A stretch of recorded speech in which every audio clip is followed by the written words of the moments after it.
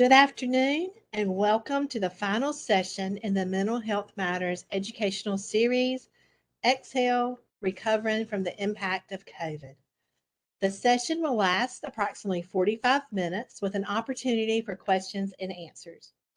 Viewers can submit questions at any time during the session by typing into the chat box. Some questions may have the opportunity to be answered live during the show. Please note, everything is confidential from signing into the session to the questions that are typed and read live from the presenters. Thank you for joining us today.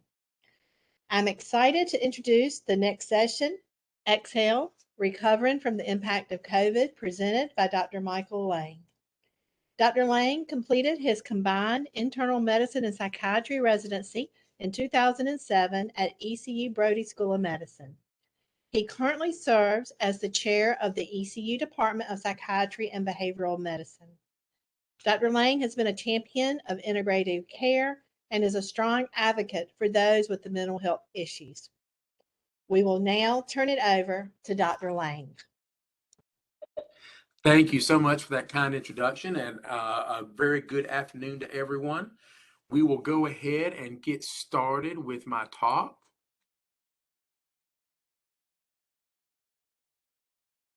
And so my objectives for this would be to understand the theory relating stress to the mind-body connection.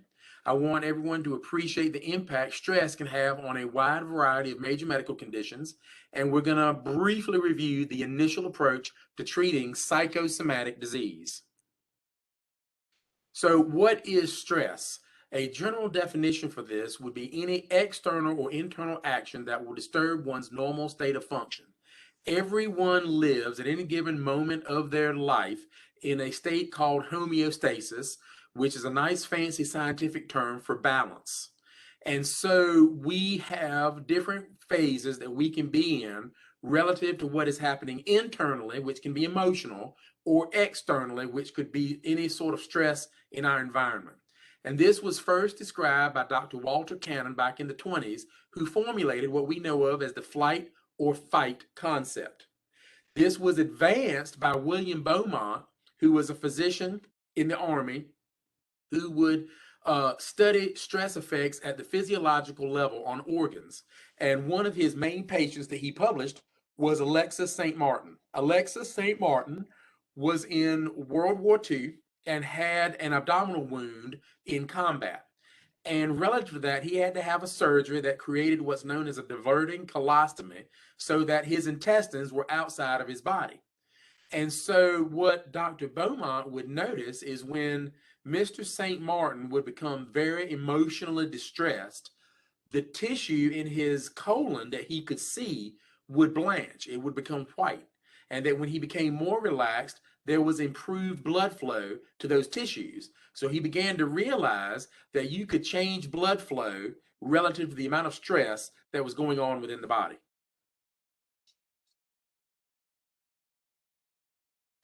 And so there's a wide variety of ways this can happen. The first thing that I'll talk about is your adrenal glands, which will respond to stress. Your pituitary will be the first place where the signal goes out of the brain, and it will send a signal that will shift you from the parasympathetic, which is relaxation, to the sympathetic, which is action. And then the sympathetic nervous system activates the medulla and the cortex of the adrenal gland to put out adrenaline, for example, if you have to run away from the bear, or stress steroids if you need to get your blood pressure up to do something serious or dangerous. There are also 3 other chemicals that modulate or alter how you perceive stress throughout the body: dopamine, norepinephrine, and serotonin. It is very interesting in the way God built us. And those chemicals not only address your mental state, but they affect so many other things throughout the body, such as your blood pressure, your heart rate, your platelet activation, how well you sweat, how well you sleep, muscle tone, etc. So there are a wide variety of ways the body can move things around to respond to stress, both internal and external.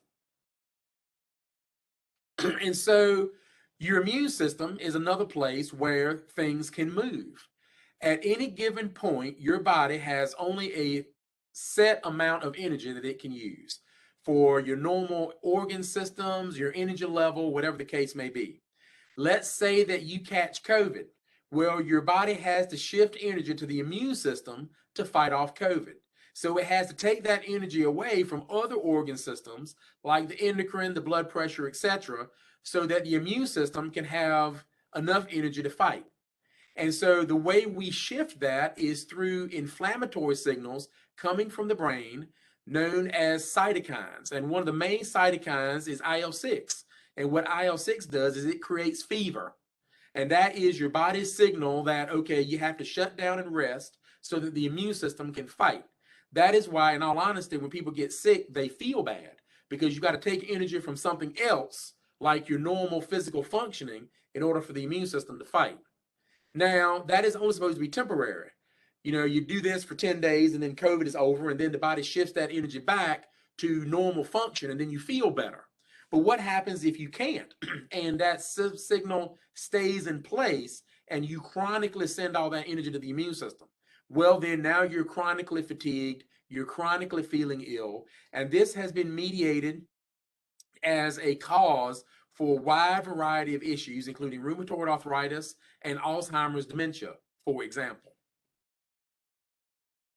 Now, when we talk about external stressors, these have actually been characterized, and this is the stress life scale created by Dr. Holmes and Rahi back in 1967.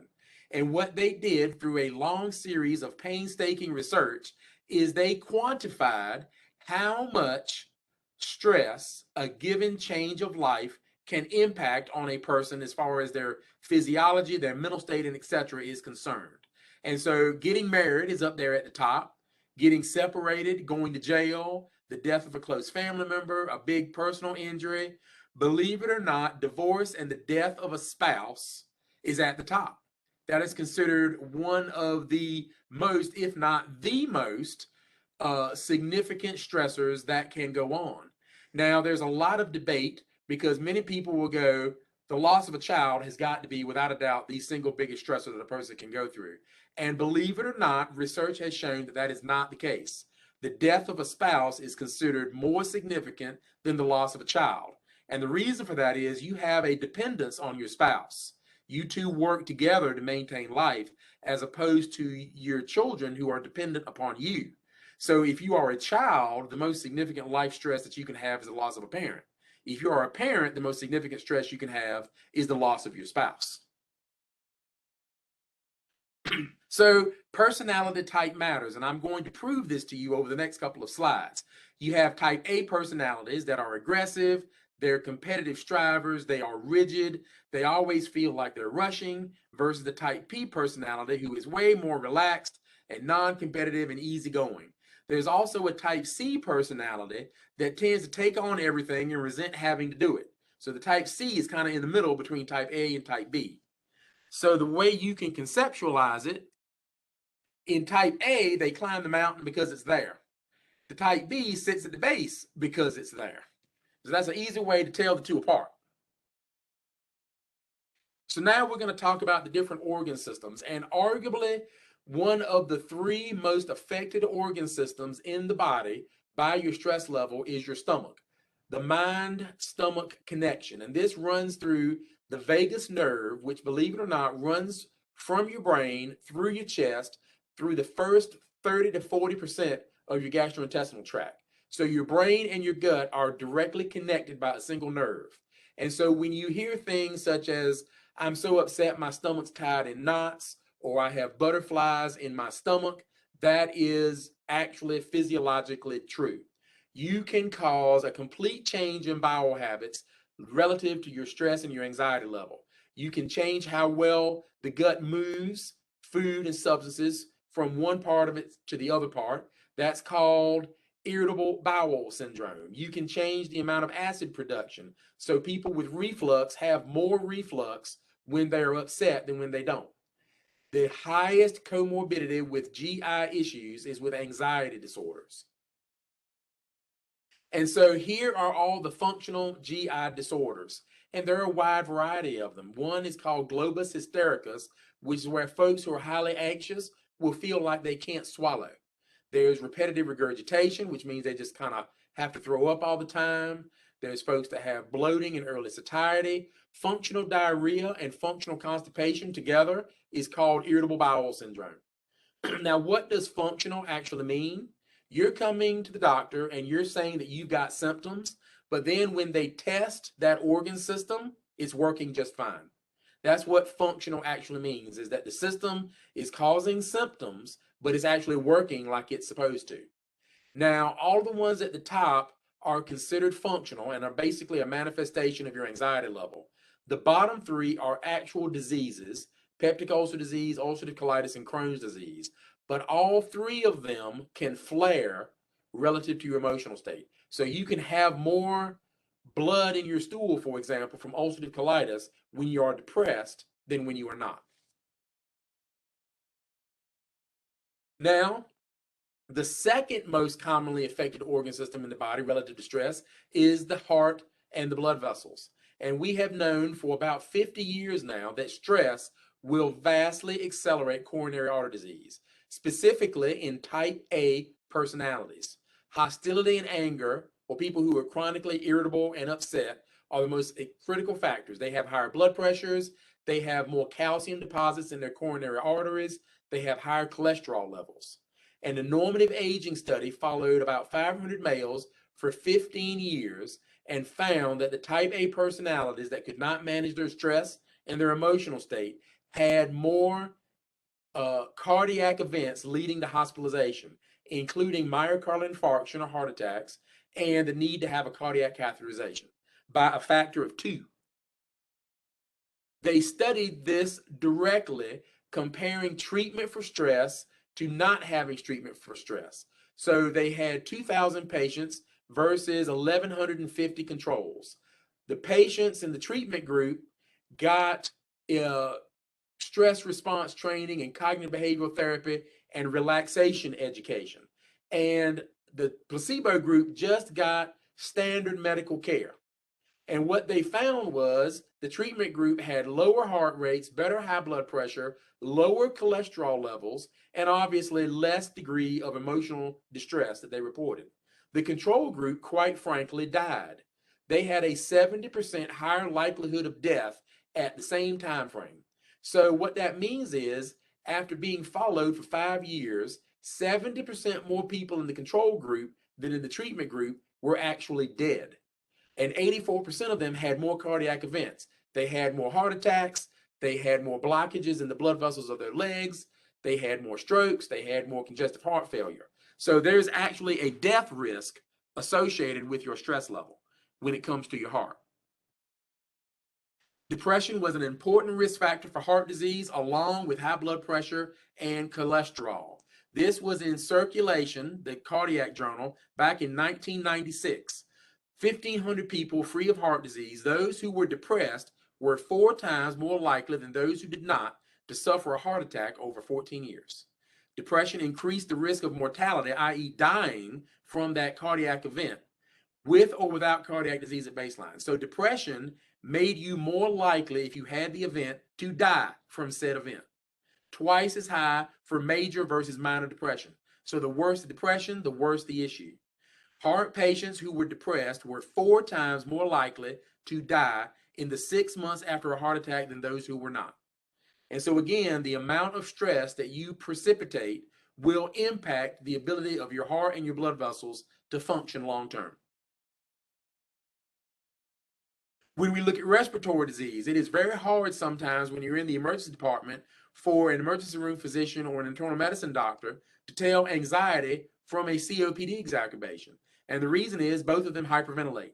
And an anxiety attack can precipitate a COPD exacerbation because folks with COPD don't have a lot of lung reserve because their lungs are damaged. And so you can cause inflammation from the hyperventilation from the anxiety. If you go to a lung doctor clinic, a third of the patients with asthma also have panic attacks. And the more anxiety you have, the more likely you will get hospitalized relative to your lung disease. Anxiety being a big deal when it comes to respiration. When you look at diabetes, We have found that depression is linked to blood sugar control because the hormones are dysregulated. If you remember back in slide 2, I told you that glucocorticoids came out of the adrenal gland. Well, glucocorticoids make blood sugar go up. And so depression is a chronic stress state. And so you have chronic glucocorticoid increase, chronic blood sugar increase. Folks who are depressed also don't tend to be as active. They tend to self-medicate with tobacco and alcohol, and they just don't check their blood sugars as much. We've seen this just as much with type 1 diabetes as type 2 diabetes, and immaturity and depression tend to increase the likelihood that you will be recurrently hospitalized for type 1 diabetes. If we look at dermatology, believe it or not, the skin is the most common organ system to respond to your emotional state. It is number one, even above the heart and the stomach. All of these diseases that you're seeing here will directly be influenced by your emotional state. So much so that they published how likelihood an emotional trigger will cause a skin breakout. And so if you're looking at rosacea, if you're looking at hyperhidrosis, which is chronic sweating, if you're looking at psoriasis, atopic dermatitis, which is skin breakouts like acne, 70 to 100% of them have an emotional trigger. So you can always virtually ask what is going on in life when you see these skin breakouts, and you will often get the underlying answer. And so when people itch, itching can often be a manifestation of either medical disease or psychiatric disease. So when I have someone who's coming in and they're chronically itching, the first thing I start looking for is liver or kidney disease or cancer, because there are a lot of cancers, specifically lung cancer, that can cause significant itching. But with the medical issues ruled out, the next thing I start looking at are grief reactions, major depressive disorder, and generalized anxiety disorder.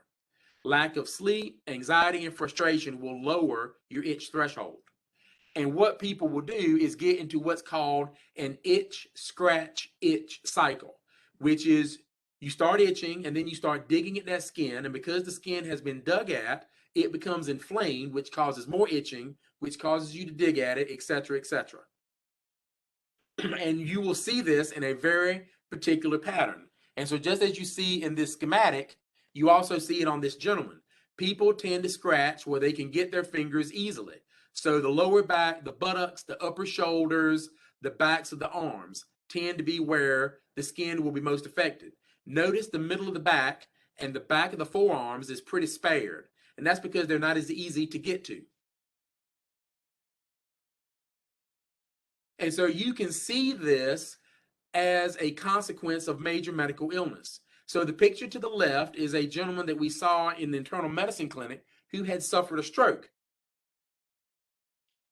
And the stroke affected his right arm. And he became very upset and depressed because in strokes, left-sided brain lesions tend to cause depression. Left-sided brain lesions also affect the right side of the body. And so he began digging the skin off of that right arm in his frustration. So what did we do? We treated him with an antidepressant and therapy. And the picture on the right is that same gentleman 6 months later, especially after physical therapy to help him get back a lot of the function in his right arm. And so psychiatric sequela after medical disease is a very, very common phenomenon. Chronic pain is another big one, and this is something that is really at the forefront of medical management right now, given the opiate crisis in the United States. Pain, depression, fatigue, and social withdrawal run hand in hand. And one of the problems that physicians will often face is that patients with chronic pain will not necessarily appear to be in pain the way you would conventionally think about it. So when you're seeing someone and they just sprained their ankle or they just broke their arm, they're wincing, they're crying out, they probably got tears, their heart rate is up, their blood pressure's up, they might be shaking, and they're holding the affected part. Folks in chronic pain don't necessarily do any of that because the physical symptoms that would let you know they're in pain have all burned out. They've all acclimated. And so you have to start looking and teasing out chronic pain and evaluating it very carefully with a physical exam. And where there is chronic pain, 75 to 80% of the time, you are also going to find depression and fatigue and sleep impairment. And if you don't treat both, you won't treat either effectively. When we talk about fibromyalgia, this is a significant pain and stiffness that is present in the vast majority of your soft tissues, your ligaments and tendons in trigger points. And you'll see that in the schematic. There are various trigger points that can be present on the body. This is very predominant in women, up to 9 times more common in women than in men. While we don't know all of the pathophysiology of this disease, we do know that stress is where it starts. And that stress, through a variety of means, causes the blood vessels to squeeze down, and then you don't get enough blood flow to the affected areas, which causes pain. Now, what is pain exactly? People think that pain is just something that hurts, and that is actually not the precise definition of pain. When something is damaged, you've twisted your ankle, you've burned your hand, that is actually called nociception. And nociception is discomfort relative to injury. Like you might hurt your shoulder working out, or you might trip and fall and bang your knee, but even though it hurts, you still get up and go to work the next day, or you go to school, or you take care of the things that you got to take care of. Pain, by definition, is nociception, or something that hurts that prevents you from functioning. So I'm in pain, I didn't get to work today, I'm in pain, I didn't go to school today. That is actually what pain means. And everyone has a pain threshold, which is the spot where you're hurting so much that you can't do the things that you normally do. And that is your pain threshold. And in fibromyalgia patients, that pain threshold is artificially pushed down. So a lower level of pain causes impairment. And so the treatment for that is to treat the concurrent depression and the chronic fatigue, and to get them to exercise, quite frankly, because exercise will not only create more pain, but over time it will raise your pain threshold so that you can tolerate it better. Exercise and antidepressant treatment has really been the only thing that's ever been shown to effectively treat fibromyalgia, not narcotics. Another thing we'll talk about is headaches, and 80% of the population will suffer from a headache at any given point in the year. And it is one of the most common things that people go to primary care doctors for. The most common headache subtypes, migraine, cluster, and tension or stress headaches, all have an emotional trigger. Now, people often worry, do I have a brain tumor, or is there something happening in my head? Believe it or not, 98% of the time, if not more, there is nothing. It's just a normal, well, not a normal, but it's an unfortunate physiological process that happens to people. And we treat it with one of two areas, either vascular, like beta blockers or triptans, Imitrex being the most common one, or other things like antidepressants. Believe it or not, antidepressants are one of the most common things we use to prevent headaches. And so when people are having a headache, there is an inflammatory aspect to it that flows throughout the brain, okay? And that inflammatory component causes the blood vessels to squeeze down. And if you remember in an earlier slide, I told you that serotonin and norepinephrine, which are your mood hormones, actually control blood vessel pressure in your brain. And so when they get inflamed, the serotonin and norepinephrine causes the blood vessels to squeeze down, and that's where the headache comes from. So you can either change the vascular tone, which is what you use the blood pressure medicines for, or you can change the serotonin and the norepinephrine, which is what the antidepressants are for. The reason why I say this is to educate people that there is really no role for narcotics in the treatment of migraine and other headache. You have to treat it in other ways, because all narcotics do is cover it up and let the abnormal processes continue. You have to nip them in the bud. And so when we have a psychosomatic disorder, really the first thing to do is what I have been doing for the last several minutes, is educate the patient on how stress can impact how you feel. And that can be a very difficult step for patients to take, because they're feeling this. And so it's very hard for them to realize that it may be originating from inside their head. But you got to remember, as the mind goes, the body is going to follow. And so once you've got that understanding, then the next thing you have to do is change your behavior and figure out wellness behaviors that you can do to reduce the stress level. Because if you reduce the stress level, you reduce the impact stress has on these physiological processes. So biofeedback, relaxation therapy, vacations, cognitive behavioral therapy will all have a tremendous benefit. And that's a lot of times why your doctor is referring you for these sorts of things, because we know that they will work. And the beautiful thing about CBT and biofeedback is there are no side effects. You can't overdose on CBT and biofeedback. And so doing these things will teach you mechanisms for relaxation that you can take lifelong to decrease your risk of heart attacks, strokes, and other issues. And with that, I'll stop and see if there are any questions or comments.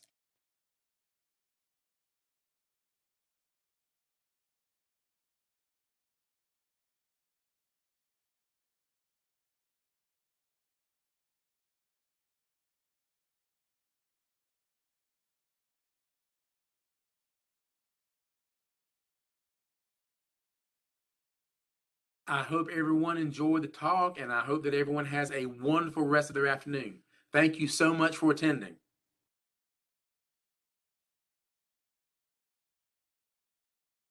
We would like to thank you for joining us today and taking the time to listen to our experts on mental health matters.